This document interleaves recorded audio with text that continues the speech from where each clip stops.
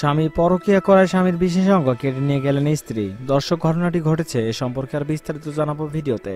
বিস্তারিত জানতে ভিডিওটি না টেনে সম্পূর্ণ দেখুন। রংপুরের মিঠাপুকুরে পরকীয়া সন্দেহে ও পারিবারিক কলহের জের ধরে সোলাইমান মিয়া নামে এক যুবকের বিশেষ অঙ্গ কেটে নিয়ে পালিয়েছে স্ত্রী।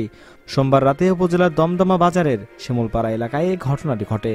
সোলাইমান মিয়া ওই গ্রামের ফুলবাবু মিয়ার ছেলে। তিনি ট্রাক চালকের সহকারী হিসেবে দেশের বিভিন্ন এলাকায় হেলপার হিসেবে কাজ করতেন। স্থানীয় সূত্র থেকে জানা গেছে, বিভিন্ন জায়গায় যাতায়াতের সুবাদে মাগুরা জেলার এক নারীর সঙ্গে মোবাইল ফোনের সম্পর্ক হয় তার।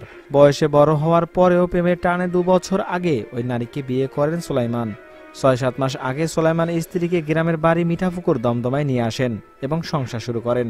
একসময় দুজনের মধ্যে সন্দেহ তৈরি হয়। স্ত্রীর অভিযোগ, তার স্বামী পরকীয়ায় জড়িয়ে পড়েছেন, আর সোলাইমানের অভিযোগ, স্ত্রীর বয়স বেশি হওয়ায় সে আমাকে জোরপূর্বক বিয়ে করতে বাধ্য করেছে।